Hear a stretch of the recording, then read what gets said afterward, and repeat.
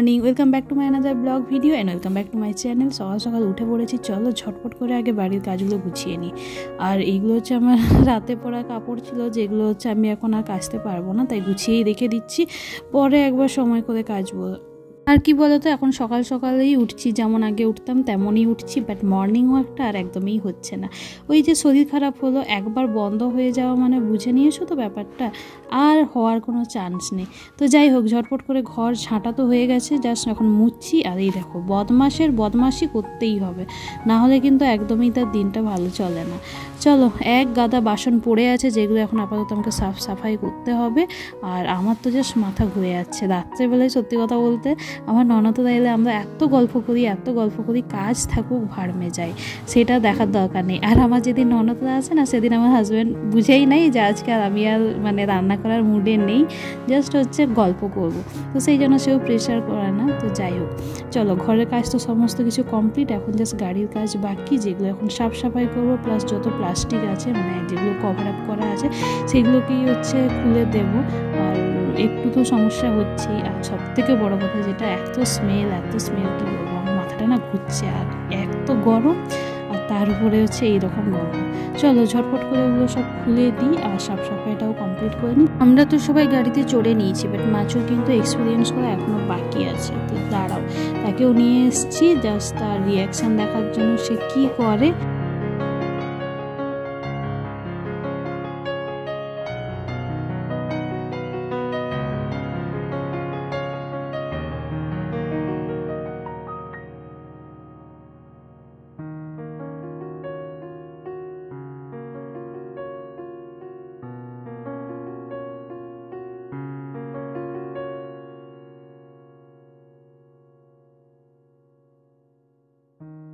ছিল মাচুর রিয়াকশান, তেমন খাস কিছু ছিল না। আর চলো, রেডি হয়ে গেছি। আর আমি যে শাড়িটা পরেছি না, এটা কিন্তু আমার ননদের। কার ননদের শাড়ি পরার ভাগ্য হয়েছে, ওতে অবশ্যই জানিও।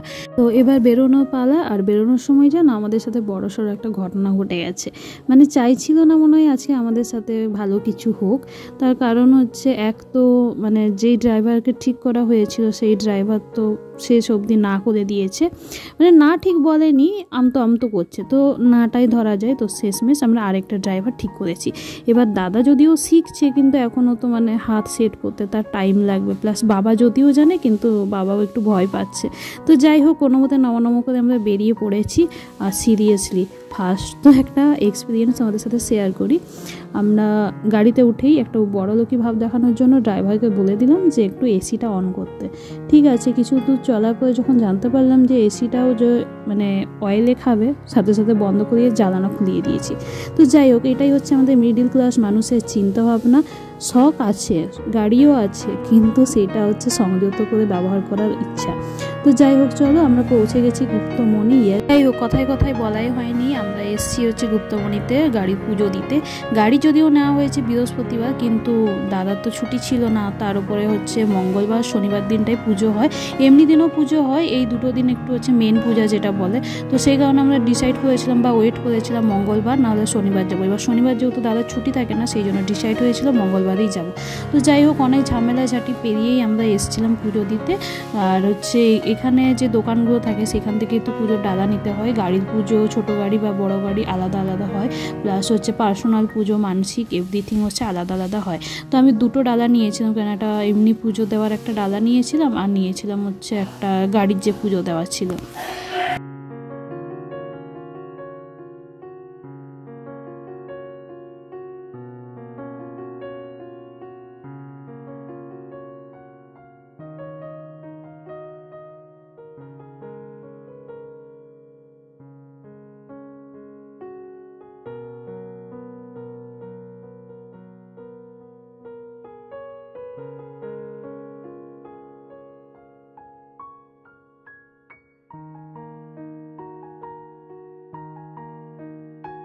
লাইনে দাঁড়িয়ে পড়েছি। আর মোটামুটি ভিড় খুব একটা বলবো না, কিন্তু মোটামুটি ছিল। অ্যাকচুয়ালি ভিড়টা হয়েছিল এই কারণে, আমরা যখন এসেছিলাম সেই টাইমে একটা কাপলসদের বিয়ে দিচ্ছিল, তো সেই কারণে একটু তো টাইম লাগছিল। আর বিয়ে দেওয়া মানে অনেকক্ষণই লাগে, আর এমনি নর্মালি পুজোটা এতক্ষণ লাগে না। ব্যাস, পৌঁছে গেছি, জাস্ট এবার গেট খুললেই আমরা সবাই ঢুকে পড়বো। তোদের পুজো দেওয়াটা শেষ, এখন শুধু হচ্ছে গাড়ির পুজো দেওয়াটা বাকি আছে।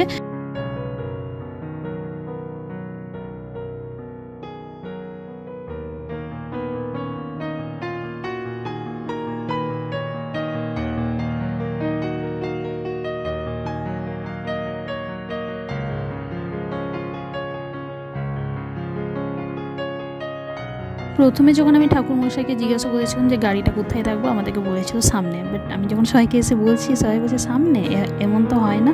তো আবার জিজ্ঞাসা করতে গেছি, তারপরে এসে দেখছি বিশাল ঝগড়া চলছে কেন গাড়ি সামনে লাগাবো এই নিয়ে, মানে ঠাকুরমশাইয়ের সাথে নয়, পাশে যে দোকানদারগুলো ছিল তাদের সাথে।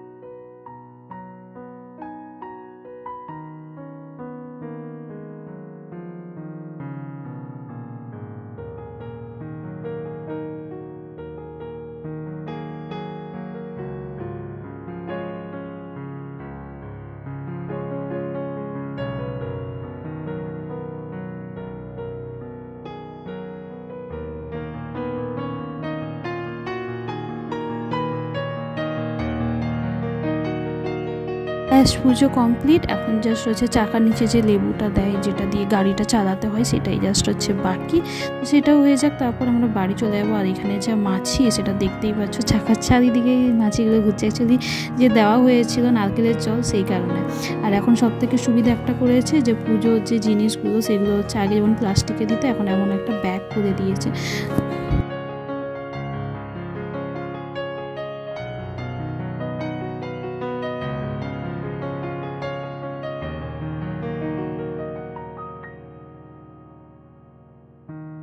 মন্দিরের পাশে যে লুচির দোকানগুলো আছে সেখানে এত সুন্দর লুচি বানায়, সত্যি কথা বলতে আমি লুচি বেশি খেতে পারি না।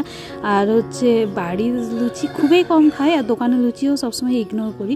তার কারণ হচ্ছে এত অয়েল থাকে। অয়েল খেতে ভালোবাসি, কিন্তু লুচির যে অয়েলটা সেটা কিন্তু একদমই ভালো লাগে না। তো যাই হোক, লুচি কিন্তু নিয়েছি, লুচি তো খাবোই। তার আগে হাজব্যান্ড আমার জন্য এক টিফিন বক্স ভর্তি ফ্রুটস নিয়ে এসছে, কি যেহেতু আমি উপোস করেছি এগুলো আমাকে খেতে হবে, তো সেগুলোকেই আগে খেয়ে নিব, তারপরে তো লুচি আছেই। অবশেষে আমাদের বাড়ি ফিরে যাওয়া পালা। এখন ডাইরেক্ট আমরা যাব মায়ের বাড়িতে, বিকজ আমরা ভীষণই ক্ষুধার্ত আছি। মেন করে আমি, কেননা উপোস তো আমিই করেছিলাম, বাকিরা তো কেউ উপোস করেনি। তো যাই হোক, চলো এখন হচ্ছে ডাইরেক্ট সেখানেই যাব, খাওয়া দাওয়া সেরে তারপর আবার যাব হচ্ছে আমার বাড়িতে। তো কালকে আমাদের আরেকটা ছোটোখাটো প্ল্যান আছে, সেটাও তোমাদের সাথে অতি অবশ্যই শেয়ার করব। আর বাড়ি চলে এসেছি, লীনা ম্যাডামের সাথেও দেখা হয়ে গেছে। আর সত্যি তার এই হাসি মুখটা না দেখতে ভীষণই ভালো লাগে। তো চলো বাই, আজকের মতন এইটুকুনি, দেখা হচ্ছে খুব শীঘ্রই পরের একটি ব্লগ।